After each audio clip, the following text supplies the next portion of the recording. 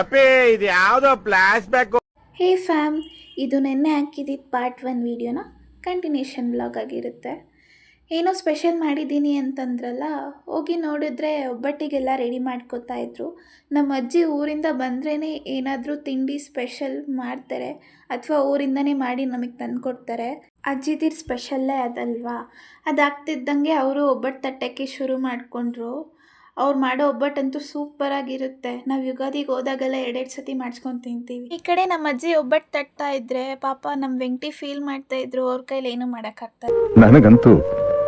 ನನಗಂತೂ ಈ ಜೀವನವೇ ಬೇಸರವಾಗಿ ಹೋಗ್ಬಿಟ್ಟಿದೆ.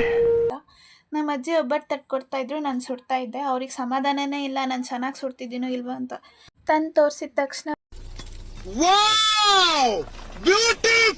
ಹಾಗೆ ಎಲ್ರಿಗೂ ಒಬ್ಬಟ್ಟು ಹಾಕ್ಕೊಡ್ತೆ, ತಿಂತಾ ಇದ್ರು. ನನ್ನ ತಮ್ಮ ಒಬ್ಬಟ್ಟು ತಿಂದ್ಕೊಂಡು ಏನು ಮಾಡ್ತಿದ್ದಾನೆ ಅಂತ ನೀವೇ ಕೇಳಿ.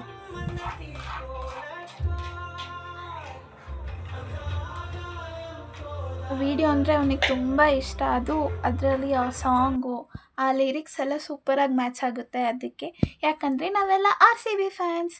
ಯಾರೆಲ್ಲ RCB ಫ್ಯಾನ್ಸ್ ಇದ್ದೀರೋ ಕಮೆಂಟಲ್ಲಿ ಜೈ RCB ಅಂತ ಕಮೆಂಟ್ ಮಾಡಿ. ಅಂಗಡಿಗೆ ಹೋಗೋಣ ಅಂತ ಬಂದರೆ ನಮ್ಮ ರೋಡಲ್ಲಿ ಗಣೇಶನ ಮೆರವಣಿಗೆ ಬಂದಿತ್ತು. ಗಣೇಶ ಮತ್ತು ಡೆಕೋರೇಷನ್ ಅಂತೂ ಸೂಪರಾಗಿತ್ತು. ಇಲ್ಲಿಗೆ ಮಿನಿ ವ್ಲಾಗ್ನ ಎಂಡ್ ಮಾಡ್ತಿದ್ದೀನಿ. Thank you. ಚೆನ್ನಾಗಿದ್ದಾರೆ.